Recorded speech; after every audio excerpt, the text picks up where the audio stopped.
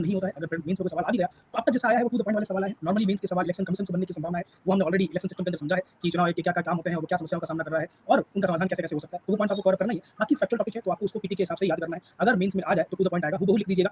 जैसा mind maps के अंदर आपने चीज़ों को कवर किया, आपको मार्क्स उसके थ्रू अच्छे ही मिलेंगे। तो ये टॉपिक्स हमारे मेजरली पीटी का है, जैसे कि मैंने आपको कल भी बताया था। कोई नया साथी है अगर हमारा पहली बार सेशन देख रहा है, तो इस क्लास के बाद कल वाले सेशन को भी देख लीजिएगा ताकि चीज़ें आपको बिल्कुल अच्छे से क्लियर रहे और कोई पार्ट आपका मिस ना हो जाए। चलिए शुरुआत करते हैं आज के सेशन की। सभी का बहुत-बहुत स्वागत है। उम्मीद है ऑडियो वीडियो क्लियर होगा। अगर कोई इश्यू आ रहा हो तो कमेंट सेक्शन में ड्रॉप कर दीजिएगा ताकि टीम एक बार चेक कर लेगी और जल्दी से जल्दी इसको रिज़ॉल्व कर देगी। सभी का बहुत-बहुत स्वागत है। शिवानी, सोनी, शिखा, अनिमेष, सक्सेस, शबनम, रोशनी, विश्वजीत, संध्या, आशु, आदर्श, प्रियांशु, संगीता, रुद्रसेन, ऋषभ, मोनिका, मुमताज, प्रशंसा प्रशंसा आई होप नाम से प्रोनाउंस किया होगा, नहीं किया माफी चाहूंगा। सतेंद्र, नवनीत, निशी, रिया, अक्षिता, राखी, दीपक, श्वेता, धीरज, अवंजना, अश्विनी, सबा, स्नेहा, नीरज, सिन्हा जी, दीप्ति, सभी का बहुत बहुत स्वागत है। जिनका नाम नहीं ले पाया उनका भी बहुत बहुत स्वागत है। चलिए डिस्कस करेंगे अगला पार्ट हमारा जो कि रिलेट करता है इन कॉन्स्टिट्यूशनल बॉडी से, संवैधानिक निकायों से। और सबसे पहली जो बॉडी आज हम डिस्कस करने वाले हैं वो है हमारा office of CAG, controller and auditor general of India, Bharat के नियंत्रक और महालेखा प्रबंधक। इंपॉर्टेंट पोस्ट है। मीन्स में अगर बाई चांस कोई सवाल आया और शॉर्ट नोट लिखने को कहा गया कॉन्स्टिट्यूशनल बॉडी के भैया इसके बारे में आप इसके कार्य और इसके ऊपर संक्षिप्त टिप्पणी करिए, ऐसा कोई सवाल आया तो कैग के ऊपर बन सकता है। आएगा नहीं, चांसेस कम है, पर फिर भी उसको अगर टू द पॉइंट सवाल पूछना हो तो कैग के ऊपर वो पूछ सकता है इलेक्शन कमीशन के बाद में। संभावना ज़्यादा है क्योंकि अपने आप में एक बहुत ही इंपॉर्टेंट बॉडी है हमारी, एक कॉन्स्टिट्यूशनल बॉडी है, संवैधानिक निकाय है हमारा। और ये संवैधानिक निकाय है, इसका मतलब ये हो गया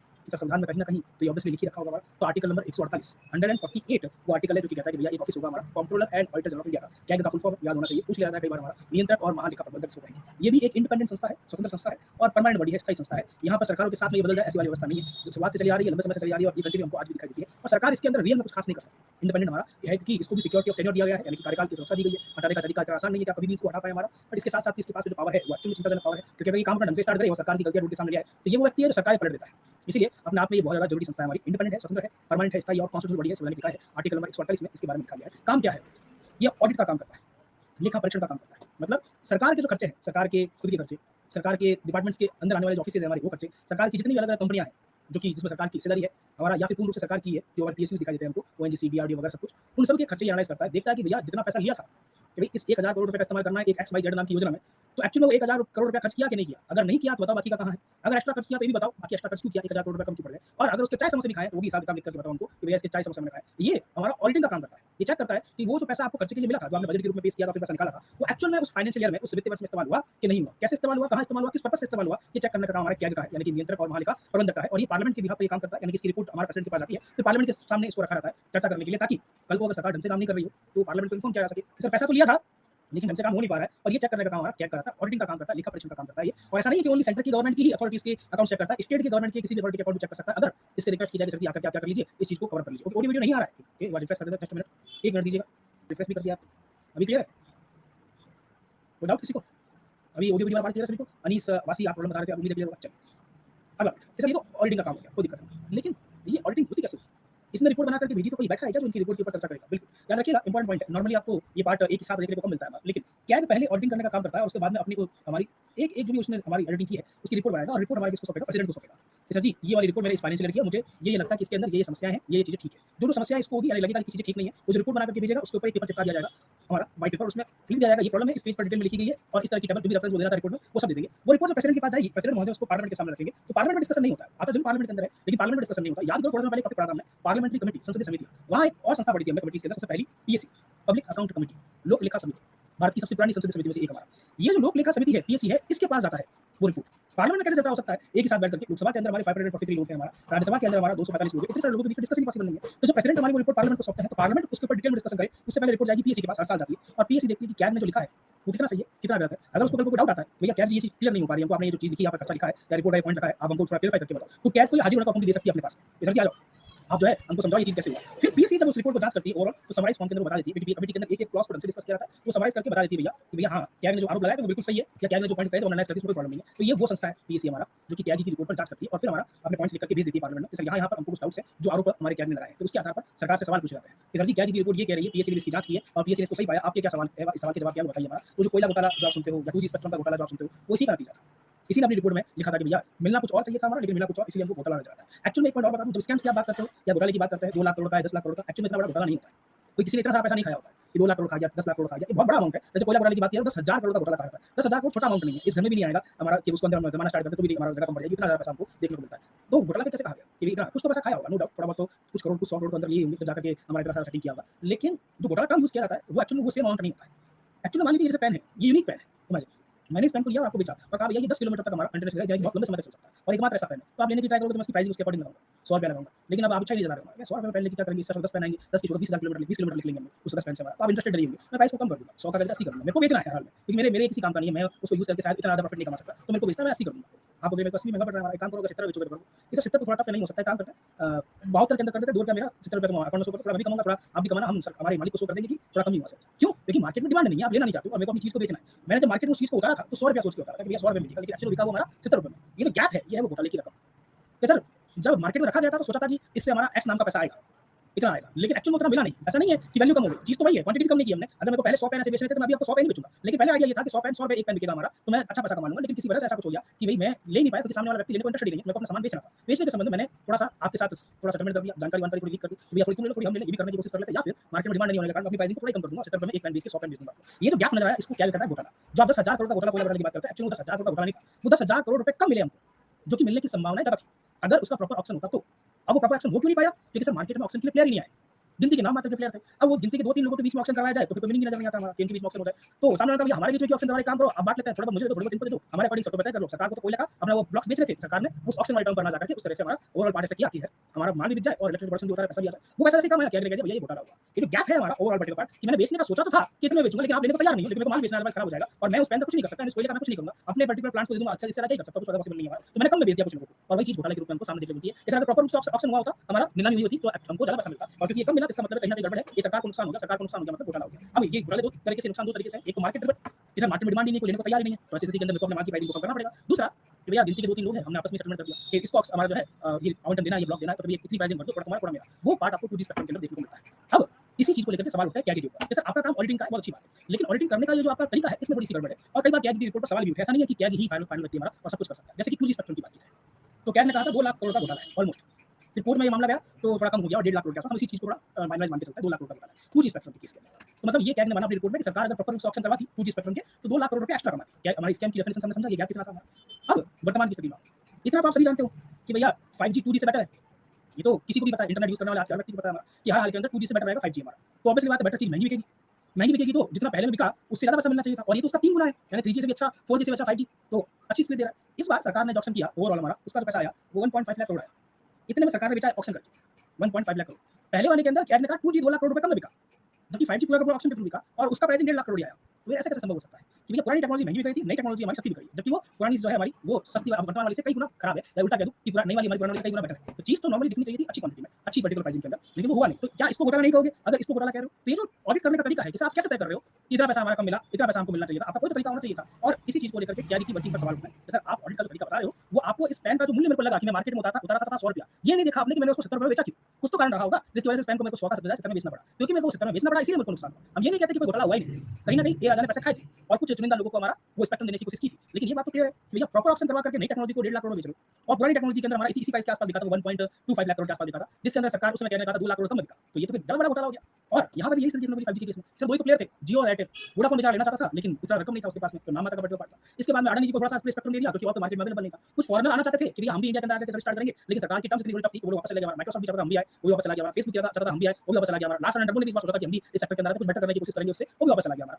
तो बचे तो 2 प्लेयर ही हमारा, और प्राइसिंग जो सरकार ने ऑब्वियसली तय की थी उससे सरकार ने भी कम में बेचा। सरकार की भी आइडिया थी कि भैया 2 लाख करोड़ के आसपास हम कमाएंगे, लेकिन मार्केट में खरीदने वाले वो लोग हैं जियो और एयरटेल हमारा, तो प्राइसिंग तो कम करनी पड़ेगी। एयरटेल ने तो बकायदा कहा था कि पर्टिकुलर इतना महंगा नहीं किया जा सकता हमारा, और विरोध भी किया था सरकार के कुछ पर्टिकुलर कदमों का, क्योंकि सरकार को जो पता लगा प्राइवेट प्लेयर बाहर के आ नहीं सकते क्योंकि वो इंटरेस्टेड नहीं है, और देश के अंदर प्लेयर वही है हमारा। अडानी जी आगे जरूर कुछ हमारे लेने के लिए कुछ स्पेक्ट्रम, और हमने थोड़ा सा प्राइवेटली बेचने की कोशिश भी करी, तो वो थोड़ा सा कम हुआ, वो प्लेयर ही रह गए हमारा। तो फिर सरकार ने नई स्कीम और निकाली, मल्टीनेशनल कंपनी को कहा कि अगर आप खुद के स्पेक्ट्रम खरीदना चाहते हो तो भी ले सकते हो। जैसे टाटा की बात की जाए तो अपने काम के लिए भी इंटरनेट का इस्तेमाल करते होंगे, हमारी बात की जाए हम भी इंटरनेट का इस्तेमाल करके आपको पढ़ा रहे हैं, तो सरकार ने एक ऑप्शन दिया कि आप भी स्पेक्ट्रम लो, अपना इंटरनेट खुद चलाओ, आपको किसी से कनेक्शन लेने की रिक्वायरमेंट नहीं है। आज अगर मैं क्लास 0 इंटरनेट चलाते हो, मैं जियो को पे कर रहा हूं पर महीने के अंदर, तो जियो से कमा रहा है स्पेक्ट्रम से। सरकार ने अपनी की वो मार्केट में डिमांड नहीं थी, दो ही प्लेयर देखने को मिले, सरकार ने प्राइवेट नेटवर्क सिस्टम उठाया और कहा मल्टीनेशनल कंपनीज को कि अपनी नीड के लिए अगर आपका बिजनेस है हमारे अलग-अलग शहरों के अंदर है तो आप इंटरनेट का इस्तेमाल कर सकते हो, स्पेक्ट्रम ले सकते हो। लास्ट इंटरनेट ने, टाटा ने, सबने अपने स्पेक्ट्रम थोड़ी मात्रा में जरूरत पड़ी ताकि खुद का इंटरनेट खुद चला सके।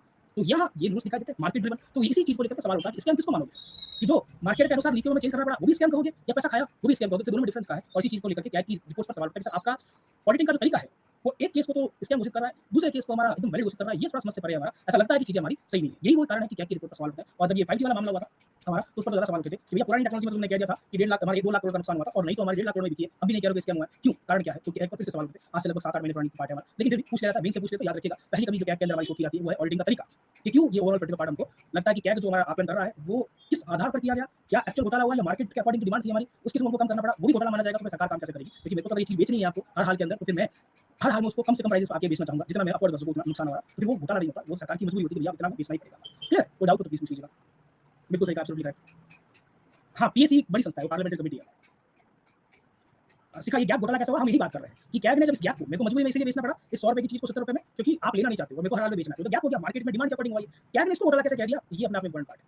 तो ये तो घोटाला हुआ ही नहीं, लेकिन जब एक बार कैग ने कह दिया कि 2 लाख रुपए कम मिले सरकार 2 लाख करोड़ रुपए सरकार को कम मिले, विपक्षी पार्टियों ने उसको हमारा घोटाले के रूप में प्रेजेंट कर दिया। अब कौन आकर के कैग की रिपोर्ट को पढ़ेगा? आम जनता आकर के पढ़ेगी नहीं कैग की रिपोर्ट को कि बताओ भैया क्या लिखा था हमारा। वो तो आकर के पूछेगी नहीं कि बताओ ये 2 लाख करोड़ का नुकसान क्यों हुआ? उसको तो लगता है 2 लाख करोड़ मतलब किसी ने 2 लाख करोड़ रुपए खा लिया। उसके अकॉर्डिंग वही घोटाला है, लेकिन एक्चुअल में घोटाले की डेफिनेशन ये नहीं है। पैसा खाते हैं लोग, कुछ 100 करोड़ 200 करोड़ शायद 1000 करोड़ भी खा लें, वो भी बात हो सकती है। लेकिन इतना बड़ा अमाउंट नहीं खाया जाता। ऐसा 10,000 करोड़ का जो घोटाला कोयले के अंदर दिखाया जाता है, वही कोल ब्लॉक्स के अंदर, वो भी इतना बड़ा घोटाला था नहीं। वो मार्केट के अंदर डिमांड नहीं थी, इसलिए गवर्नमेंट ने पूरा करके अपनी चीज़ को कम किया। अब जब इस तरह की घटनाएँ होती है, तो सरकार पर सवाल उठता है। कैग ने अपनी रिपोर्ट बना दी, विपक्ष ने सवाल उठा दिया एंड देन मार्केट के अंदर ओवरऑल एक पार्ट देखने को मिल गया, सर ये इस सरकार ने इतना बड़ा हमारा घोटाला कर दिया, 100 करोड़ का घोटाला, 1000 करोड़ का घोटाला, 10,000 करोड़ का घोटाला, 2 लाख करोड़ का घोटाला। ये इस वजह से ऑडिटिंग का जो तरीका है, ये अपना अपनी चिंता का विषय है, ये नहीं होना चाहिए। ये बहुत बड़ी लड़ी रकम आप जो शो करते हो, एक्चुअली में गवर्नमेंट को वो हुआ नुकसान है, जो मार्केट में डिमांड नहीं होने के कारण गवर्नमेंट को झेलना पड़ा। अगर डिमांड होती तो सरकार क्यों अपनी चीज़ को सस्ते में बेचती? लेकिन कैग की ऑडिटिंग का तरीका इस चीज़ पर सवाल उठाता है कि आपने किस आधार पर तय किया कि घोटाला हुआ। क्लियर? ये पहला पॉइंट। फिर प्रीलिम्स के लिए फैक्ट पीटी के लिए कुछ फैक्ट्स और याद रखिएगा, इंपॉर्टेंट है। ये जो हमारा कैग है, यानी कि controller and auditor general of India है, ये हेड ऑफ इंडियन ऑडिट और अकाउंट्स डिपार्टमेंट होता है। जब आप हमारा सेलेक्ट हो जाएंगे और आईआरएस वाली पोस्ट के अंदर जाएंगे अगर, तो भारतीय लेखा परीक्षा और लेखा विभाग नाम का एक अलग से डिपार्टमेंट है हमारा, उसके ये हेड होता है। इसके साथ साथ के अंदर हमारा guardian of the public purse होता है, ये बड़ा इंपॉर्टेंट पार्ट है। सार्वजनिक धन का सर्च इसी को कहा जाता है। एक ऐसा सर्च पब्लिक पर्स का सर्च हमारा गार्जियन कैसे हुआ? जैसे गवर्नमेंट का जो खर्चा चल रहा है, बजट का पैसा हो, सैलरी का पार्ट हो या डिपार्टमेंट के जितने भी खर्च हो, वो आया कैसे? कहीं न कहीं से तो आया होगा पैसा, जैसे टैक्स पेयर के पैसे आए, गवर्नमेंट खुद के जेब में तो लगा नहीं रही है, टैक्स पेयर के पैसे आ रहा है हमारा। तो ये चेक करता है, हमेशा ये निगरानी रखता है कि सर ये टैक्स पेयर का पैसा ढंग से इस्तेमाल, कल को कोई सरकार आकर के इसका मनमर्जी से इस्तेमाल ना करे। पता लगा 100 करोड़ रुपया किसी पर्पस से लिया तो था, लेकिन उस पर्टिकुलर काम को हमने किसी और काम में यूज़ किया, दिखाया कुछ और था लेकिन हो गया कुछ और वाला पार्ट हमारा। तो ये नहीं होना चाहिए। ये हमेशा इस चीज़ को ध्यान रखता है कि सर आने वाले पर्टिकुलर टाइम पीरियड के अंदर हमारा सरकार जो भी तरह का खर्चा करेगी, जिस भी तरह की हमारा खर्चा करेगी, उन सब के ऊपर हम ध्यान रखेंगे ताकि पब्लिक की वो जो मनी है वो सिक्योर रहे, ये गार्जियन बन के रहेगा। कल को कोई घोटाला करेगा तो हम सामने लेकर आएंगे। जैसे कॉमनवेल्थ घोटाला था, हमने पहले भी डिस्कस किया था कि भाई दिल्ली की सरकार ने कहा एक वो एयर बलून है उसको धुलाने का खर्चा 1 करोड़ रुपया है, तो वो एक्चुअल में घोटाला है। क्या ऐसा कौन सा बलून है भैया जिसको धुलाने का खर्चा 1 करोड़ है, सिर्फ नया लेकर आ जाते या फ्रीज का वो किराया पर डे का 25,000 रुपए, इससे अच्छा तो नया लेकर आ जाते, लाकर रख देते, फिर बाद में कहीं यूज़ कर लेते, अपने इतने सारे सर्किट हाउस बना रखे हैं, रेस्ट हाउस बना रखे हैं, वहाँ काम आ जाते। तो वो चीज़ इंश्योर करता है कि भाई एक्चुअल में कहीं पर सरकार के द्वारा टैक्स पेयर का पैसा हमारा मिसयूज़ नहीं हो, अगर वो तो सामने लेकर आए, तो इसीलिए इसको guardian of the public purse कहा जाता है, सार्वजनिक धन का सर्च कहा जाता है। क्लियर? इसके अलावा एक और इंपॉर्टेंट है जो पीडी में पूछ लिया जाता है, हमने पढ़ा है लोकतंत्र के 4 स्तंभ होते हैं। कौन-कौन से? 3 तो हमको याद ही है, एक और है हमारा मीडिया, 3 कौन? एग्जीक्यूटिव यानी कि हमारा कार्यपालिका, लेजिस्लेचर यानी कि विधायिका, जुडिशरी यानी कि न्यायपालिका और हमारा मीडिया। ये 4 स्तंभ मानते हैं हम लोकतंत्र के, डेमोक्रेसी के। वैसे ही डेमोक्रेटिक रूप से चुनी गई जो सरकार होती है, हमारे देश में जो सरकार है, जो जनता ने चुनी है, उसके भी कुछ रक्षक हैं, उसके भी कुछ गार्जियन हैं। उन 4 गार्जियन में से एक है सीएजी यानी कि कैग। जैसे बाकी के 3 कौन-कौन से हैं? जो डेमोक्रेटिक गवर्नमेंट के, डेमोक्रेसी के नहीं, डेमोक्रेटिक गवर्नमेंट के, लोकतांत्रिक सरकार के रक्षक है, बुलवाक है या फिर हम भी कह सकते हैं प्रोटेक्टर है। वो 4 कौन-कौन से? एक तो कैग, दूसरा है सुप्रीम कोर्ट। अगर कोई सरकार के खिलाफ ही केस कर दे, तो सरकार के बचाव का काम करता है, ये हमारा। सुप्रीम कोर्ट के बाद आता है यूपीएससी। सरकार के अंदर जो मंत्री आए, अलग-अलग डिपार्टमेंट हमको देखने को मिलते हैं हमारे, वो डिपार्टमेंट में काम करने के लिए एक्सपर्ट चाहिए, टेक्निकल एक्सपर्ट, फील्ड के एक्सपर्ट चाहिए, वो यूपीएससी सरकार को हमारा प्रोवाइड करता है। इसके अलावा एक पार्ट और आता है, वो है हमारा अटॉर्नी जनरल, यानी कि आगे हम पढ़ेंगे महान्यायवादी, जो सरकार का बचाव करता है। ये 4 स्तंभ है, जिसके ऊपर एक लोकतांत्रिक सरकार टिकी रहती है हमारा अच्छे से। हाँ या ना? क्या यही है या कुछ और भी है? कुछ याद आ रहा है कुछ करंट अफेयर्स को? जैसे एक संस्था गलत लिखी हुई है या मिस हो गई, ऐसा कुछ? कुछ याद आ रहा हो? नहीं? चलो कोई बात नहीं। ईजी नहीं होता है। इलेक्शन कमीशन होता है। लोकतांत्रिक सरकार तो तभी रहेगी ना, जब लोकतांत्रिक रूप से चुनी हुई सरकार आएगी, यानी कि जनता चुन करके भेजेगी। तो इलेक्शन कमीशन का ये तो काम होगा कि भैया वो लोकतांत्रिक सरकार आए, तानाशाही सरकार ना आए, तो वह इलेक्शन कमीशन। और चौथी कौन है? ये हमारी, याद रखिएगा, इंपॉर्टेंट पॉइंट है। तो सुप्रीम कोर्ट जो सरकार को न्याय दिलाने का काम करता है, अगर सरकार के अगेंस्ट कोई केस हो जाए या सरकार किसी पर केस कर दे तो। यूपीएससी जो सरकार को वो मैन पावर प्रदान करता है, वो लोग प्रदान करता है जो सरकार का उन उद्देश्य को पूरा करने में जिम्मेदारी निभाते हैं, जो सरकार जिस पर्पस से हमारी पॉलिसी बनाती है। इलेक्शन कमीशन, चुनाव आयोग, वो पर्टिकुलर हमारी संस्था है जो इंश्योर करती है कि देश के अंदर ओवरऑल हमारा लोकतांत्रिक सरकार बनी रहे। और क्या ये ध्यान रखता है कि सरकार खर्चा ऐसा नहीं कर रही हो कि भैया मिसयूज ऑफ पावर किया जा रहा हो, अननेसेसरी खर्च किया। ये 4 स्तंभ ऐसे हैं जो कि इंश्योर करते हैं गवर्नमेंट डेमोक्रेटिक रूप से चलती रहे, यानी कि लोकतांत्रिक रूप से चलती रहे। ये पॉइंट दोनों अलग-अलग है। डेमोक्रेसी के 4 स्तंभ अलग होते हैं, सरकार के 4 स्तंभ अलग होते हैं। थोड़े दिन पहले हम यूट्यूब पे एक सेशन कर रहे थे, ऐसा ही कुछ सेशन था, शायद कुछ और डिस्कस कर रहे थे। किसी ने कमेंट सेक्शन के अंदर ड्रॉप कर दिया था बाद में हमारा सर जी लोकतंत्र के लिए सरकार के 4 स्तंभ होते हैं, वही हमारा एग्जीक्यूटिव, लेजिस्लेचर, जुडिशरी और मीडिया वाला पार्ट। तो ऐसा नहीं है, वो हो सकता है किसी वजह से कंफ्यूज हो गए होंगे साथी हमारे, जिन्होंने कमेंट लिख दिया गया होगा। लेकिन डेमोक्रेसी के अलग 4 स्तंभ है, सरकार के 4 अलग स्तंभ है। दोनों को मिक्स मत करना, एग्जाम में गलतियां नहीं करना। पीसीएस से स्टूडेंट से हम ऐसी गलती की उम्मीद नहीं करते, और वो भी तब जब पॉलिटी ऑलमोस्ट एंड पर आ चुकी हो हमारा। तो हो सकता है उन्होंने कहीं कुछ और पढ़ा होगा या बस लिख दिया होगा, लेकिन याद रखिएगा इंपॉर्टेंट पॉइंट, आप एग्जाम में गलतियां ना करें। तो सरकार के अगर 4 स्तंभ पूछे तो ये वाला पर्टिकुलर पार्ट हमारा, और लोकतंत्र के 4 स्तंभ पूछे हमने पहले भी पढ़ा है। हाँ जी बिल्कुल, फिर वापस रिपीट कर देंगे, डोंट वरी। और जैसा कि अभी आपको मैंने बताया था कि इसकी रिपोर्ट किसके पास आती है, कैग की रिपोर्ट हमारे प्रेसिडेंट के पास आती है, प्रेसिडेंट की रिपोर्ट हमारे पार्लियामेंट के पास आती है, पार्लियामेंट पीएससी को भेजता है और फिर उसकी समराइज जो फॉर्म है वापस से हमारे पार्लियामेंट को देखने को मिलती है। क्लियर? ये पार्ट आपने पहले पूछा था, इसमें इसका ये जवाब है, घोटाले वाला टर्म एंड वापस से रिपीट कर देंगे, कोई दिक्कत नहीं। अब आगे ये तो हुआ कि उसका रोल क्या है, क्या-क्या उसको उपाधि दे रखी है, वो काम क्या करता है हमारा, एंड ओवरऑल ये संस्था किस तरह की है। नेक्स्ट पॉइंट आता है अपॉइंटमेंट का। जैसे नियुक्ति, अपॉइंटमेंट कौन करता है? तो राष्ट्रपति के द्वारा यहाँ पर हमको अपॉइंटमेंट होती हुई दिखाई देती है कि सर ऐसे व्यक्ति को जो हमारा अपॉइंट किया जा रहा है वो हमारा प्रेसिडेंट अपॉइंट करेंगे, वो भी प्रेसिडेंट दिलाने का ही काम करते हैं। वही हमारी council of minister headed by the prime minister वाला जो पर्टिकुलर पार्ट है, उसी के थ्रू हमको ये ओवरऑल पार्ट देखने को मिलता है इस कैग के अंतर्गत, यानी कि इस हमारे controller auditor general of India के अंतर्गत। लेकिन यहाँ एक सबसे इंपॉर्टेंट पॉइंट आता है कि सर क्या एक पोस्ट पर रिटायर हो जाए हमारा ये व्यक्ति, तो इसको सरकार के अंडर कोई और जॉब भी मिल सकता है? आंसर है नहीं। हमने इसको कहा इंडिपेंडेंट है इस ओवरऑल पद हमारा, और एक्चुअल में इंडिपेंडेंट है हमारा ये पद। क्या क्यों? क्योंकि सर इसको और पोस्ट नहीं मिलती।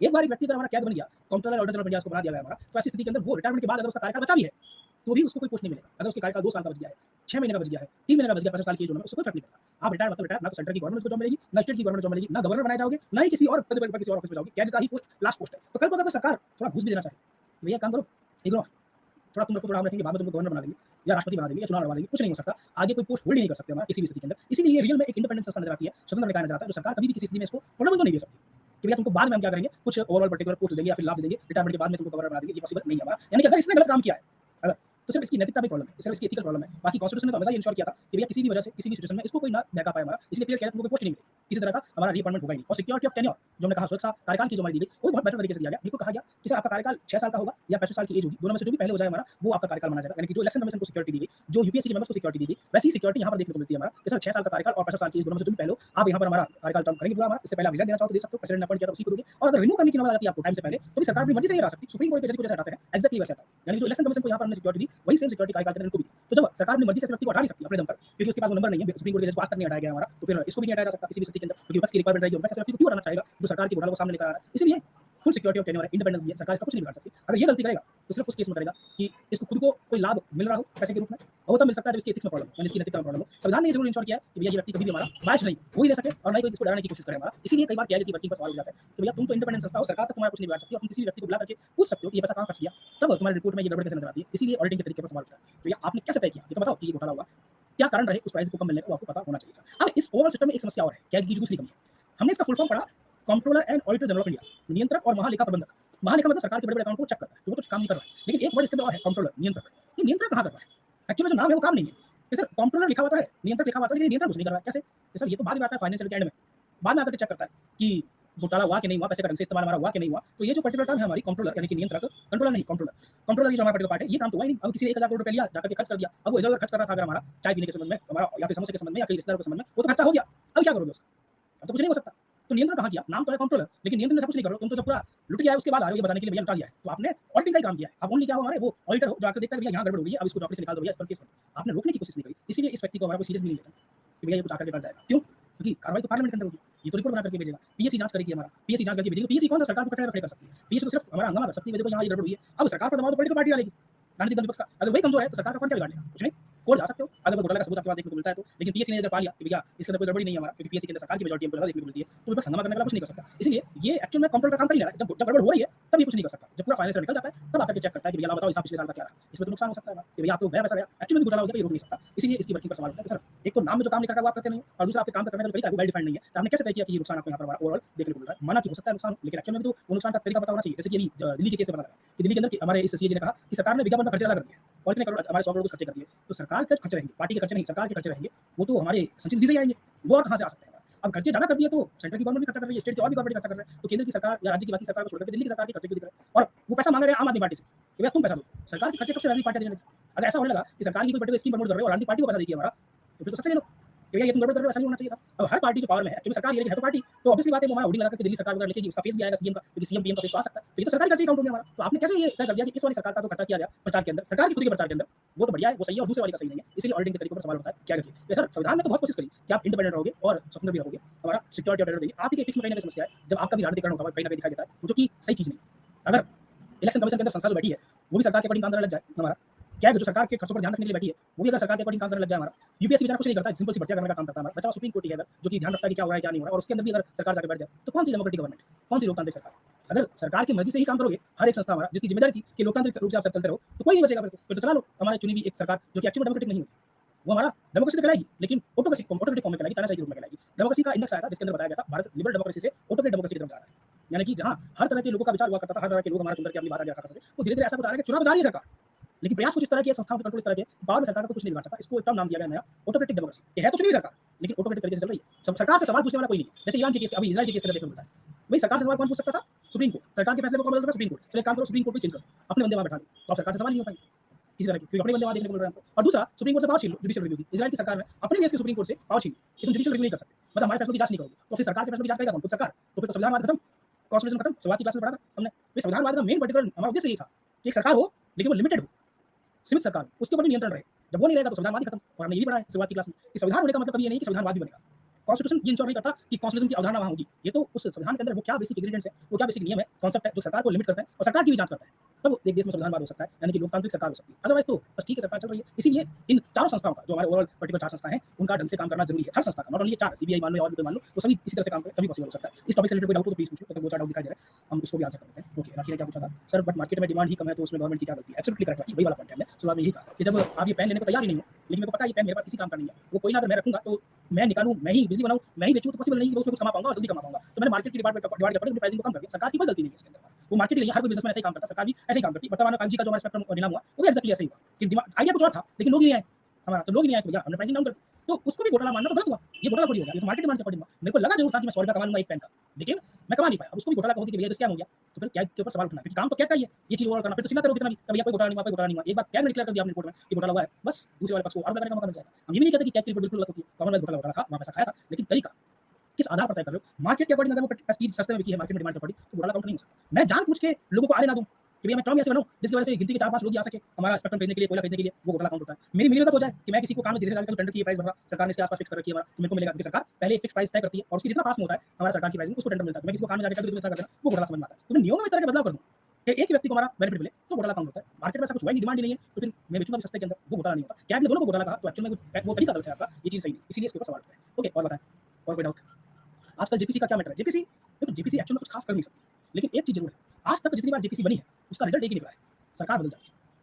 जेपीसी की जब बात की जाती है, हमने कमिटीज़ पढ़ा था, जॉइंट कमिटीज़ पढ़ी थी, वही जेपीसी है हमारी, जिसके अंदर हमारे सरकार के लोग थोड़े ज़्यादा होते हैं, विपक्ष के लोग कम होते हैं। तो ऑब्वियसली बात है, जब वोटिंग करवाने की बारी आएगी, तो सरकार के लोगों का समर्थन ज़्यादा रहेगा हमारा, विपक्ष का लोगों का समर्थन कम रहेगा हमारा। तो नॉर्मली जेपीसी जब आती है हमारी, तो उस दौरान में जो फाइनल फैसले आते हैं, वो सरकार के पक्ष में आते हैं, क्लीन चिट मिल जाती है। जैसे बोफोर्स की बात की जाए, तो राजीव गांधी सरकार पर आरोप लगे थे, जेपीसी वहाँ भी बनी थी, राजीव गांधी सरकार को जेपीसी ने क्लीन चिट दी थी। ना सिर्फ जेपीसी ने, सुप्रीम कोर्ट ने भी क्लीन चिट दी थी राजीव गांधी सरकार को, क्योंकि सुप्रीम कोर्ट ने एक ही बात कही कि अगर घोटाला हुआ है बोफोर्स के अंदर, तो सबूत तो लाओ, खाली बोलने से क्या होगा कि घोटाला हुआ, घोटाला हुआ, घोटाला हुआ, कोर्ट के अंदर सबूत ही नहीं ला पाए। तो जेपीसी भी कुछ खास नहीं कर पाई और जिन्होंने आरोप लगाया वो सबूत भी लेकर नहीं आ पाए कि एक्चुअल में बोफोर्स घोटाला हुआ। लेकिन करप्शन एक बहुत ही इंपॉर्टेंट सिनेरियो बन जाता है पॉलिटिक्स के अंदर कि वो दाग कभी पीछा नहीं छोड़ता, चाहे कितना रिम से धो लो, वो दाग अच्छे हैं, कहना जरूरी है, लेकिन अगर नहीं भी हुआ होगा तो वो पीछे-पीछे चलता रहता है, बोफोर्स आज भी परेशान करता है कांग्रेस को। जबकि सुप्रीम कोर्ट क्लीन चिट दे चुका है कि सर जी, कोई सबूत ही नहीं मिला। सुप्रीम कोर्ट ने जांच करी, बकायदा कमेटी बनाई, लेकिन कुछ नहीं मिला, कोई सबूत आया ही नहीं। जेपीसी ने भी हमारा मना कर दिया कि भैया कुछ नहीं है यहाँ पर, लेकिन सरकार पलट गई, क्योंकि जनता के दिमाग में पर्सपेक्टिव बैठ जाता है कि कुछ तो किया गया। तो फिर सर ऐसी स्थिति में जब लोग हम देखते हैं कि सरकार की ज़्यादा है, विपक्ष की कम है, तो वर्तमान की सरकार को तो जेपीसी बना देना चाहिए, उसकी मेजॉरिटी वाला पार्ट रहेगा। जेपीसी के पास एक खास पावर है, माना उसके पास मेजॉरिटी नहीं है, लेकिन उसके सदस्यों को किसी को भी अपने सामने बुला करके सवाल पूछने का अधिकार है। जेपीसी पीएम तक को बुला सकती है और उससे सवाल कर सकती है, और जो बात बोली जाएगी उस कमेटी के सामने सब रिकॉर्ड होगा, उसको यूज़ किया जा सकता है। किसी भी अधिकारी को बुलाया जा सकता है, किसी भी मंत्री को बुलाया जा सकता है, पीएम तक को बुलाया जा सकता है, और जो रिलेटेड सवाल है अडानी जी को बुलाया जा सकता है। क्या हो गया, हमारे सवाल के जवाब दो। इसीलिए सरकारें जेपीसी से डरती है। एक पीछे वो बैकग्राउंड है कि आज तक इतिहास में जेपीसी जब बनी, बट उस जिसके कार्यकाल में बनी, अगली बार वो सरकार नहीं है, क्योंकि वहाँ से जो सवाल निकल के आते हैं वो एक नई राजनीति के साथ तय करते हैं विपक्ष के लिए। अगर विपक्ष वो एकजुट होकर के उन चीज़ों को, सवालों को जनता के बीच में लेकर जाए और जनता को बताए कि देखो ये सरकार क्या कर रही है, तो जेपीसी से बड़ी क्लीन चिट ले लो। जनता को पता होता है एक्चुअल में क्या हो रहा है। जेपीसी तो अपने व्यक्ति बैठा रखे, कोई दिक्कत नहीं है। इसलिए वर्तमान में सरकार जेपीसी नहीं बना, और जेपीसी से हर कोई डरता है। भले ही नंबर वहाँ पावरफुल हो, लेकिन नंबर काम नहीं आता। राजनीति में पर्सपेक्टिव बड़ा जरूरी है, दृष्टिकोण बड़ा जरूरी है कि भैया जनता के सामने कैसे छवि जाती है। अगर एक बार वो पर्टिकुलर पॉइंट जनता के बीच में आए, तो फिर दिक्कत हो जाती है सरकार की। इसलिए अडानी के मुद्दे पर सरकार में एक भी व्यक्ति कुछ नहीं बोला वर्तमान में। और ये दो आजकल बहुत सारे लोग देते हैं हर मीडिया चैनल के ऊपर, या हमारे मंत्री जी भी कहते रहते हैं कि सुप्रीम कोर्ट की कमेटी पर हमको विश्वास है, सुप्रीम कोर्ट ने कमेटी बनाई है, जेपीसी की मांग का कोई मीनिंग नहीं है। अभी एनसीपी के नेता जो थे सर पवार, उन्होंने भी कहा कि सुप्रीम कोर्ट की कमेटी में पैनल पर विश्वास रखो। तो भैया पहले तो एक चीज समझो कि जेपीसी की मांग अडानी घोटाले की, अडानी मामले की जांच को लेकर के है, वो तो हो ही नहीं है। सुप्रीम कोर्ट की कमेटी का अडानी मामले से कोई लेना नहीं है। सुप्रीम कोर्ट की कमेटी सिर्फ सेबी के जो नियम बनाए गए हैं मार्केट रेगुलेटर के रूप में, बाजार के अंदर नियंत्रण रखने के लिए, क्या वो ढंग के हैं, क्या नियम सही है, क्या नियमों में कुछ कमी है, क्या भविष्य में ऐसा कुछ हो सकता है कि ऐसा कोई घोटाला हुआ तो एक की वजह से शेयरधारक जो है हमारे, जिनका पैसा आपका हमारा लग रखा है, उनको इतना लाख करोड़ का नुकसान एक साथ ना हो जाए, जो अडानी के केस में देखने को मिला। वो चेक करने की बात के लिए सुप्रीम कोर्ट ने पैनल बनाया। अडानी मामले की जांच के लिए नहीं बनाया, लेकिन सरकार पर्सपेक्टिव सामने क्या रख रही है, सुप्रीम कोर्ट के पैनल पर हमको विश्वास है, हमें भी विश्वास है कि सुप्रीम कोर्ट सेबी के काम करने के तरीके को ढंग से जांच करेगा। लेकिन जेपीसी की डिमांड अडानी मामले की जांच है, सुप्रीम कोर्ट का पैनल सिर्फ सेबी की जांच है, सेबी का तरीका सही है कि नहीं काम करने का, जो नियम उसने बना रखे, तो दोनों का करेक्शन नहीं है। लेकिन जब सरकार जो पर्सपेक्टिव बनाती है, मीडिया उसे उसका जो बनाता है, आप और हम सिर्फ वही देखते हैं। हमें क्या मतलब है जेपीसी क्या है, सेबी क्या है, पैनल का क्या मतलब है, बस जो सामने रख दिया हम उसी को मानते हैं। और देखो आज पर्सपेक्टिव के अंदर एनसीपी के नेता, विपक्षी पार्टी का एक दल, वो कहता है कि हमको जेपीसी में विश्वास है, पर्सपेक्टिव इंपॉर्टेंट है। इसीलिए जेपीसी से लोग डरते हैं कि भैया दिक्कत हो जाएगी, जनता के सामने वो सवाल आए जो वर्तमान में केवल एक दो व्यक्ति पूछ रहे थे संसद के अंदर, इसमें से हमने एक को तो बाहर ही निकाल दिया और बाकी वैसी कोई सुनता नहीं है, क्योंकि वो एकजुट नहीं है हमारा, क्योंकि जनता के सामने लेकर कैसे जाओ वो वाला पर्टिकुलर पर्सपेक्टिव हमारा। इसीलिए जेपीसी नहीं बनाया जाता, तो सुप्रीम कोर्ट का पैनल बिल्कुल अलग पार्ट है। ओके, और कोई डाउट तो पूछो भैया। ओके, पीएससी का full form public account committee, लोक लेखा समिति। क्लियर, बिल्कुल सही कहा, गवर्नमेंट को सोचाएगी। हाँ जी, सीबीआई के छापे पड़ जाते हैं, उम्मीद करें हमारे घर पे सीबीआई के छापे नहीं पड़ेंगे। ओके, और बताएं इस पोजीशन में गवर्नमेंट की लोकतांत्रिक सुरक्षित कैसे करता है? पॉसिबल नहीं है। अगर हमारी ओवरऑल संस्थाएं हमारे अगर सरकार के आगे नस्बत तक हो जाए हमारा, तो कुछ नहीं हो सकता, पॉसिबल नहीं। ओके, आपको क्लास शो नहीं हुआ है, चेक कर लेंगे सुनीता, अभी 3 से चेक करवा लेंगे, आपकी प्रॉब्लम का समाधान भी हमारा हो जाएगा, चिंता ना करें। ओके, सर क्या अकेला इतनी जाँच कर रिपोर्ट तैयार अकेला नहीं, उसके पीछे पूरा डिपार्टमेंट होता है, जो हमने डिपार्टमेंट का नाम पढ़ा था हमारा, भारतीय लेखा परीक्षा और लोक लेखा विभाग, वो पूरा कमेटी हमारी डिपार्टमेंट जाँच करता है, वो चेक करता है। तो जैसे गवर्नमेंट लोकतांत्रिक सरकार संरक्षक कैसे रह सकता है, अगर वो संस्थाएँ ढंग से काम करती रहे तो ही होगा, अगर संस्थाएँ वैसे जैसे मैंने आपको बताया वो नस पत्थर हो जाती है तो कुछ नहीं कोई कह सकता। इस्तीफा देने के बाद भी दूसरे पद पर नहीं बैठ सकते, नहीं कोई पोस्ट नहीं मिलेगा, अगर रिटायर हो गए तो रिटायर हो गए। जेपीसी क्या है, जॉइंट पार्लियामेंट्री कमेटी है, नॉर्मली इसके अंदर हमारे 21 लोग के आस-पास लोग बैठते हैं, 15 लोग लोकसभा के होते हैं, जो सरकार के लोग ज़्यादा होते हैं और 7 लोग राज्यसभा से हमको देखने को मिलते हैं नॉर्मली, तो ये ओवरऑल हमको सॉरी 22 लोग देखने को मिलते हैं, तो 15 और 7 का कॉम्बिनेशन होता है और ये सरकार का बहुमत होता है, ये जाँच करती है उन आरोपों की जो कि लगाए गए हैं। जो हमने पढ़ा था हमारी स्टैंडिंग कमिटीज़ पढ़ी थी, जॉइंट कमिटीज़ पढ़ी थी, वो जो जॉइंट कमिटी का पार्ट है वही जेपीसी है। ओके, तो प्लीज़ बता दीजिए कि इसके अंदर आया कि इंडिया के वाटरफॉल में कुंचिकुल और जॉग फिर गूगल में कहीं जॉब लिखा है। अभी ज्योग्राफी के क्वेश्चन पॉइंट में लेंगे ना, बिल्कुल कर लेंगे, बिल्कुल कर लेंगे, बोलो, है ना, इसको कर लेंगे। ओके, चलिए आगे नेक्स्ट पॉइंट हमारा अब आगे। ये तो था क्या है? अगला पॉइंट आता है attorney general of India, Bharat का महान्यायवादी। ये भी कॉन्स्टिट्यूशनल पोस्ट है, संवैधानिक संस्था है, आर्टिकल नंबर 76 के अंदर लिखी गई है, अनुच्छेद नंबर 76 में लिखी गई है। ये भी एक कॉन्स्टिट्यूशनल बॉडी है, यानी कि हमारी संवैधानिक संस्था, ये हमको नजर आती है। ये गलत लिख रखा है इंग्लिश के अंदर हमारा। ये इंडिपेंडेंट नहीं है, लिख लिया रखा है, परमानेंट भी नहीं है, ये भी नहीं लिख रखा है। ये सिर्फ कॉन्स्टिट्यूशनल बॉडी है, संवैधानिक निकाय है। तो इसको इंडिपेंडेंट और परमानेंट क्यों नहीं बनाया, उसके कारण भी जांचेंगे हम लोग। ये करता क्या है, सरकार का वकील, आसान आसान। इंडिया का हाईएस्ट लॉ ऑफिसर है, देश का हमारा सर्वोच्च विधि अधिकारी है और गवर्नमेंट को रिप्रेजेंट करता है उन केसेस में जो गवर्नमेंट के खिलाफ किए गए हैं या गवर्नमेंट ने ही किसी के ऊपर केस कर दिया, तो गवर्नमेंट के पर्सपेक्टिव को, गवर्नमेंट की बात को आगे रखता है ताकि गवर्नमेंट को होने वाले नुकसान या गवर्नमेंट को जो संभावित नुकसान पहुंचा रहे हैं उन लोगों को सजा दिलाई जा सके। तो जिस तरह से किसी नॉर्मल केस के अंदर एक पक्ष को दूसरे पक्ष को वकील रिप्रेजेंट करता है, सेंटर की गवर्नमेंट के पक्ष को हमारा ये व्यक्ति रिप्रेजेंट करता है। देश का सबसे हाईएस्ट सर्वोच्च हमारा विधि अधिकारी लॉ ऑफिसर ही होता है। कौन अपॉइंटमेंट करते हैं इसकी, प्रेसिडेंट होते हैं, राष्ट्रपति होते हैं, वही council of minister held by the prime minister, मंत्रिपरिषद जिसकी अध्यक्षता प्रधानमंत्री जी करते हैं, उनके द्वारा ये चीज किया जाता है। काम क्या है, एक तो गवर्नमेंट को रिप्रेजेंट करना, चाहे वो सुप्रीम कोर्ट के अंदर हो या हाई कोर्ट के अंदर हो हमारा, दूसरा पार्ट गवर्नमेंट को एडवाइस देना। कोई पर्टिकुलर मामला मान लीजिए राष्ट्रपति जी के पास में आया, तो एडवाइस देने का काम करते हैं ये लोग। कोई पर्टिकुलर मामला गवर्नमेंट को सारी सलाह चाहती हो तो एडवाइस देने का काम हमारा ये किया जाता है। मान लो कि सरकार अगर कोई नया बिल लेकर आने वाली है जो कि कानून से संबंधित है, तो कानून की धाराएं कौन-कौन सी एप्लीकेबल रहेगी, कहाँ चेंज करना पड़ेगा, वो सब सलाह देने का काम हमारा इसी व्यक्ति के द्वारा किया जाता है। ऑडिटर हमारे इस अटॉर्नी जनरल यानी कि महान्यायवादी के द्वारा किया जाता है। लेकिन इसके काम के तरीकों पर कुछ लिमिटेशंस, कुछ सीमाएं भी लगा रखी है। ये इतना स्वतंत्र भी नहीं है कि हर तरह का काम हमारा कर सके। पहला पॉइंट याद रखिएगा, इसको प्राइवेट प्रैक्टिस करना भी अलाउड होता है। यानी कि ये व्यक्ति हमारा सरकार के केसेस के अलावा कुछ और अपने पर्सनल केसेस भी सुन सकता है, ये इसको अधिकार दिया गया हमने कि तुम कर लेना, लेकिन कुछ लिमिटेशन के साथ। क्या, नॉट एडवाइस और hold a brief against government of India. ये सरकार के खिलाफ कोई सजा नहीं दे सकता और ना ही जानकारी दे सकता है, अधिकार नहीं है इसको। यानी कि ये कोई ऐसा केस नहीं लड़ सकता जो गवर्नमेंट ऑफ इंडिया एक तरफ पार्टी हो और दूसरी तरफ ये हमारा हो और दूसरी पार्टी को ये सपोर्ट कर रहा हो, ऐसा नहीं हो सकता। सरकार के खिलाफ सलाह देने का अधिकार है ही नहीं, केस नहीं लड़ सकता हमारा। और किसी केस में जिसमें ये खुद नहीं लड़ रहा हो, कोई और लड़ रहा हो सरकार की तरफ से, क्योंकि जूनियर्स भी होते हैं हमारे, सॉलिसिटर जनरल भी होते हैं, उनके नीचे एडिशनल जनरल भी होते हैं, वो सब भी केस लड़ते हैं। कई बार हर तरह के मामले अटॉर्नी जनरल नहीं जाते हमारे, तो ऐसा भी नहीं हो सकता कि किसी राइवल को, किसी दुश्मन को हमारा दूसरी पार्टी को ये सलाह दे, इसको जानकारी दे, इसको अलाउड नहीं है कि भैया पहले तो तुम ठीक है लड़ सकते हो प्राइवेट केसेस जाकर लड़ लो, लेकिन ऐसा नहीं हो सकता कि एक तरफ पार्टी सरकार है और तुम सरकार को छोड़ करके दूसरी तरफ जाकर के केस लड़ रहे हो या सरकार को छोड़ करके दूसरी वाली पर्टिकुलर तरफ के हमारे वकील को जाकर के कानूनी सलाह दे रहे हो, ये चीज आपको अलाउड नहीं है। इसके अलावा एक पॉइंट यहाँ पर और जोड़ा गया, जैसे जो क्रिमिनल केसेस होंगे, आपराधिक मामले होंगे, उसके अंदर अगर आप एक्यूज्ड को, जिसके ऊपर आरोप लगे हैं हमारे, अभियुक्त है जो हमारा, उसको अगर बचाने के लिए केस लड़ते हो तो बिना गवर्नमेंट ऑफ इंडिया की परमिशन के ऐसा नहीं हो सकता। किस केस में, ओनली क्रिमिनल केसेस में, सिविल केसेस के अंदर ऐसा नहीं है, क्रिमिनल केसेस के अंदर ये होगा। मान लो किसी ने मर्डर कर दिया या कोई सीरियल किलर ने कर दिया, अब जब इस तरह का कोई मामला होगा हमारा, तो कोई ना कोई आरोपी होगा, कोई ना कोई ऐसा पक्ष होगा जो उसके ऊपर आरोप लगाएगा। हमारा अटॉर्नी जनरल क्योंकि इसको अलाउड है प्रैक्टिस करना, प्राइवेट प्रैक्टिस करना, हमारा वो प्राइवेट प्रैक्टिस करना स्टार्ट करता है एंड देन वो उस क्रिमिनल केस के अंदर आरोपी को बचाने की कोशिश करता है। तो हेडलाइन सोचो क्या हो सकती है हमारा कि भैया भारत का अटॉर्नी जनरल इस एक्स वाई नाम जेड के केस के अंदर, केस के अंदर आरोपी को बचाया, तो सरकार की छवि तो खराब हो जाएगी। भैया हीनियस क्राइम में केस के अंदर देखो सरकार का वकील क्या कर रहा है, कहाँ उसको हमारा पीड़ित को न्याय दिलाना था, कहाँ ये हमारे आरोपी को बचा रहा है। तो इसमें साफ लिखा गया कि बिना गवर्नमेंट ऑफ इंडिया की परमिशन के आप अगर क्रिमिनल केसेस के अंदर एक्यूज को बचाते हो तो पहले हमसे परमिशन लेंगे, हम देखेंगे वो मामला कहीं सरकार के लिए मुसीबत तो नहीं बन सकता। यानी कि इतना हीनियस मामला तो नहीं है जो आपको नहीं सुनना चाहिए और आप जाकर के सुन लो। अगर सरकार परमिशन देगी तो ही पॉसिबल हो पाएगा, अदरवाइज बिल्कुल भी पॉसिबल नहीं हो पाएगा। दूसरा पॉइंट यहाँ पर एक और ऐड किया गया कि अगर वो किसी कंपनी के अंदर डायरेक्टर की पोस्ट होल्ड करता है तो कर ले, कोई दिक्कत नहीं है, लेकिन उसके लिए भी गवर्नमेंट ऑफ इंडिया की परमिशन चाहिए कि उसके बिना वो किसी भी कंपनी के अंदर डायरेक्टर की पोस्ट भी होल्ड नहीं कर सकता। जैसे मान लो रिलायंस की बात कर ली जाए, रिलायंस का कोई शेयर होल्डर होगा हमारा और वो व्यक्ति हमारा अटॉर्नी जनरल बना दिया जाए। अब उस शेयर होल्डर को कभी आने वाले पर्टिकुलर टाइम पीरियड के अंदर हमारा हम अपॉइंट करते हैं निदेशक रिलायंस के अंदर कि भैया तुम भी अब से डायरेक्टर हो गया हमारा, और कल को सरकार कोई केस कर देता है रिलायंस के ऊपर, तो ये कॉन्फ्लिक्ट ऑफ इंटरेस्ट हो जाएगा। ये तो पता कि कंपनी का फैसले लेने वाले मैनेजमेंट का जो डायरेक्टर का बोर्ड है उसमें हमारा अटॉर्नी जनरल बैठा है और हमने जो केस कर रखा है हमारा वो उसी कंपनी पर कर रखा है जिसके अंदर हमारा अटॉर्नी जनरल मेंबर है। तो फिर हो सकता है कि अटॉर्नी जनरल हमारा केस लड़े, सरकार का केस लड़े, तो अपनी कंपनी को बेनिफिट पहुंचा दे, चांसेस हो सकते हैं ऐसे। हम ये नहीं कहते कि होंगे, लेकिन हम संभावना दिखती है हमारा, भैया आपको पैसा यहाँ से भी मिल रहा है सरकार की तरफ से, आपको पैसा रिलायंस भी दे रहा है हमारा, तो आपके हितों का टकराव हो सकता है। आप बहुत कम कोशिश करोगे, हम नैतिकता पर सवाल नहीं उठाते, लेकिन ये तो नॉर्मल ह्यूमन बिहेवियर है कि न्याय दिलाने की कोशिश करोगे, रिलायंस कह देगा भैया हम आपको सैलरी डबल कर देंगे, ट्रिपल कर देंगे, हमको केस जिता दो, तो सरकार की तो हालत खराब हो जाएगी। इसीलिए अगर किसी कंपनी के निदेशक भी बनना है तो सरकार की अनुमति चाहिए, बिना सरकार की अनुमति के आप अपॉइंट नहीं हो सकते। अगर आप पहले से अपॉइंटेड हो, सरकार ने पहले अनुमति दी थी और आने वाले समय के अंदर ऐसी कोई व्यवस्था हमारी हमको देखने को मिले कि भैया आप जो है केस कर दी सरकार ने उस कंपनी के ऊपर, तो आप निदेशक बने रह सकते हैं, आपको वो चीज़ छोड़नी पड़ेगी। तो अगर ऐसा नहीं करोगे तो आने वाले समय में हितों का टकराव हमको देखने को मिल सकता है, ऐसे हमारे चांसेस बन सकते हैं। इसीलिए इस व्यक्ति को अलाउड नहीं है और ये इसकी सीमाएं होगी तो ये लिमिटेशन हो गया। लिमिटेशन हमारी जो है वो इंडिपेंडेंस का सवाल उठाती है, आप स्वतंत्र नहीं हो, आपको अधिकार जरूर दिया है हमने प्रैक्टिस करने का, लेकिन प्रैक्टिस कुछ लिमिटेशन के साथ करोगे, अदरवाइज अलाउड नहीं होगा इंडियन कंडीशन। ये सीमा याद होनी चाहिए, एग्जाम में पूछ लिया था, किसी पॉइंट में कोई डाउट हो तो प्लीज पूछ लीजिएगा। एक पॉइंट और बता दूं आपको, अटॉर्नी जनरल को लोकसभा और राज्यसभा के अंदर भी बुलाया जा सकता है अगर जरूरत लगे तो। ध्यान से सुनिएगा, इंपॉर्टेंट है। अटॉर्नी जनरल वो व्यक्ति नहीं है जो अपनी मर्जी से जाकर के लोकसभा राज्यसभा में बैठ सकता है। अपनी मर्जी से जाकर बैठने का जो अधिकार हमारा है वो इस व्यक्ति को है, त्यागी को। ये व्यक्ति हमारा क्या जो है, ध्यान से सुनिएगा, देखते कितने लोग हमारा इस चीज को ध्यान से सुनते हैं और एक डाउट निकाल के लेकर आते हैं। ये जाकर के वहां बैठ सकता है हमारा और बातचीत सुन सकता है, कार्रवाई वगैरह सब कुछ आराम से हमारा कर सकता है, जो है भाग ले सकता है, बात भी बोल सकता है, बस वोट देने का अधिकार नहीं है। ये जो लाइन मैंने बोली अटॉर्नी जनरल के संबंध के अंदर और ये वाला जो व्यक्ति हमारा क्या इसके संबंध में, इसके अंदर एक गलती है, एक एरर है, बताओ कहां पर है? ये जो लाइन मैंने बोली अभी अटॉर्नी जनरल और कैग के संबंध में, ये दोनों भाग ले सकते हैं, लेकिन एक व्यक्ति अपनी मर्जी से नहीं जा सकता, एक जा सकता है। इसमें एक जगह एरर है, गलती है, वो है गलती कहां है बताओ। और ये सवाल एग्जाम में पूछा गया सवाल, इसीलिए पूछा गया। Absolutely correct Ashwini. वापस रिपीट कर दूँ, चलो वापस रिपीट कर देता हूँ। जैसे 2 व्यक्ति हैं, 2 व्यक्ति कौन-कौन? एक है एजी, अटॉर्नी जनरल। ये दोनों ही व्यक्ति हमारे लोकसभा के अंदर जा सकते हैं, राज्यसभा के अंदर जा सकते हैं, वहाँ जाकर के जो अपनी बात रखना है रख सकते हैं, गारों में भाग ले सकते हैं, बस वोटिंग नहीं कर सकते, वोट डालने का अधिकार नहीं है। लेकिन मैंने अभी ये बताया कि ये व्यक्ति अपनी मर्ज़ी से जाता है। सॉरी, ये व्यक्ति अपनी मर्ज़ी से कभी भी जा सकता है हमारा, बुलाने की आवश्यकता नहीं है, लेकिन इसको बुलाने की आवश्यकता है, इसमें एक एरर है, कहाँ है? बिल्कुल सही कहा, एब्सोल्यूटली करेक्ट कि सर एजी जो है हमारा अटॉर्नी जनरल है, ये कभी भी जा सकता है, इसको सिर्फ बुलाने पर ही हमारा जाने का अधिकार है। एग्ज़ाम में एक सवाल आया था, ऑप्शन में दोनों थे, सीएजी भी था, एजी भी था और बिल्कुल सिंपल सा सवाल था। निम्नलिखित में से वो व्यक्ति कौन है जो लोकसभा और राज्यसभा का मेंबर नहीं होने के बावजूद भी लोकसभा की कार्रवाई में भाग ले सकता है? कई सारे स्टूडेंट इसको भी मार्क करके आए थे, गलत है।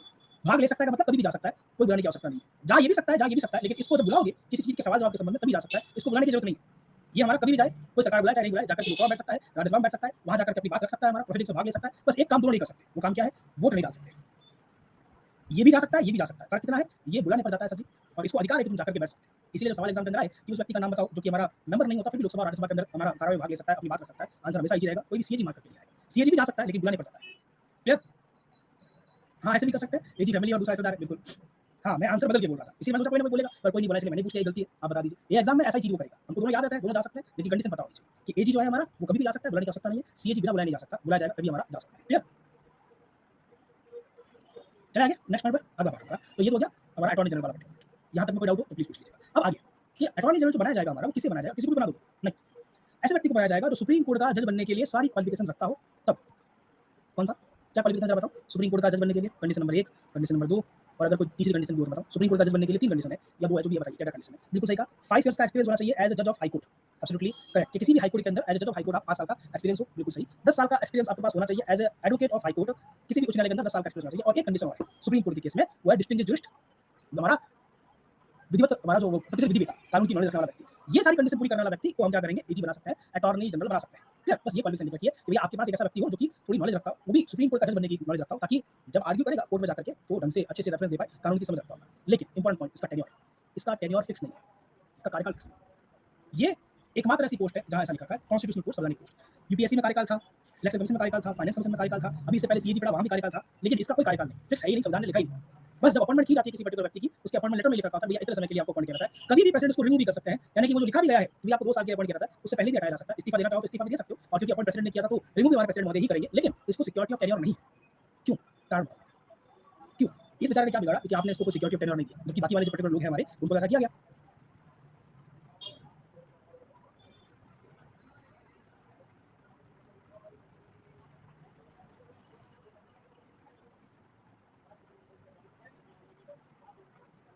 क्योंकि सरकार का ही आदमी है, ओके और बताओ?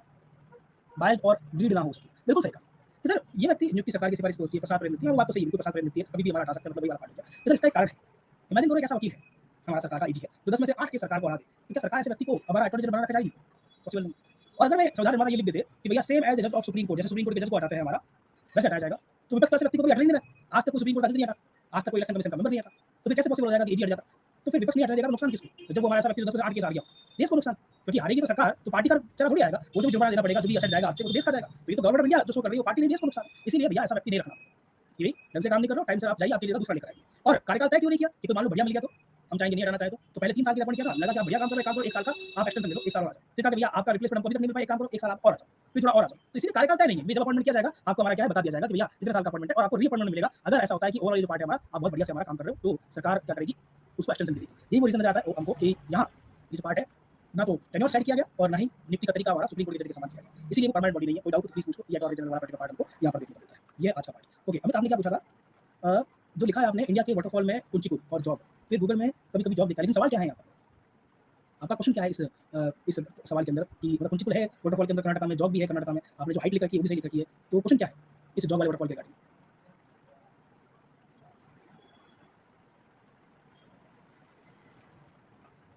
कुछ आपने पहले भेजा था शायद, मैं एक बार चेक कर लेता हूँ, लेकिन अगर नहीं मिले तो आप वापस से हमारा जो है भेज दीजिएगा, ताकि हाँ, ये टॉपिक हो गया, लास्ट पॉइंट यही था। इसके अलावा एक संस्था और बचती है हमारी 350 बी के अंतर्गत, एक स्पेशल ऑफिसर है लिंग्विस्टिक माइनॉरिटी का, भाषाई अल्पसंख्यकों का, लेकिन आगे टॉपिक आएगा आपका ऑफिशियल ऑफिशियल लैंग्वेजेस आधिकारिक भाषाएँ, वहाँ उसको पढ़ेंगे, तो ये वाला पॉइंट वहाँ पर हमारा कवर हो जाएगा और बाकी तो पॉइंट पढ़ रखे हैं, तो ये आपको पता होना चाहिए, मेजर जो पॉइंट है।